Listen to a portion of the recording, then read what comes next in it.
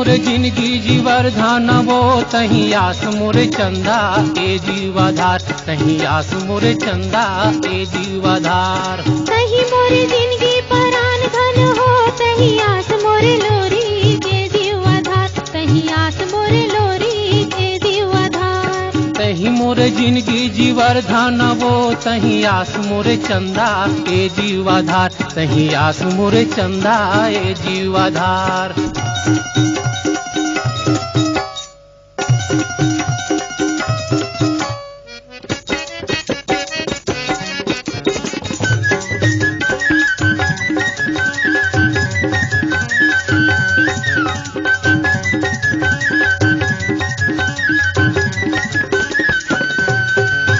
राजा के बेटी ते मैं पर जातो राजा के बेटी ते मैं पर जातो कैसे मिलन हो ही भला तोर मोर तही आस मोरे चंदा ए जीवाधार तही आस मोरे चंदा ए जीवाधार। तही मोरे जिंदगी परान धन हो तही आस मोरे लोरी के जीवाधार तही आस मोरे लोरी के जीवाधार।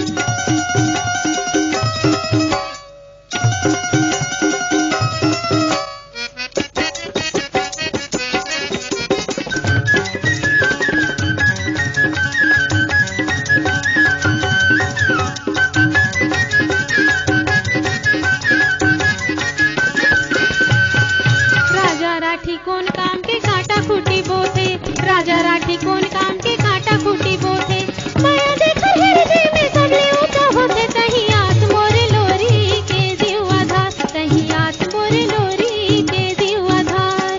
तही मोरे जिंदगी जीवर धानवो तही आस मोरे चंदा ए जीवाधार तही आस मोरे चंदा ए जीवाधार।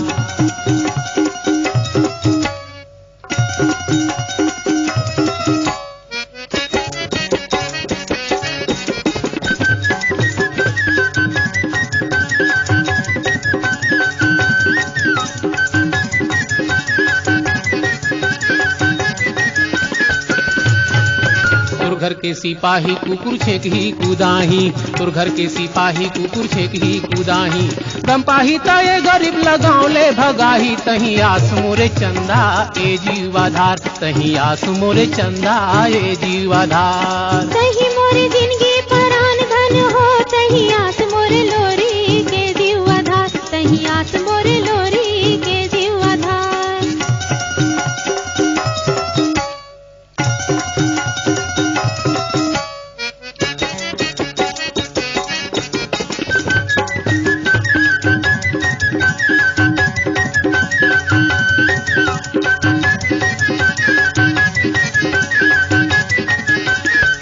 तोर संग माँ मैं हाँ तोला का के डर तोर संग माँ मैं हाँ तोला का के डर छोड़ के ये राज लो बनाऊ कहूँ घर तही आस मोरे लोरी के जीवाधार तही आस मोरे लोरी के जीवाधार।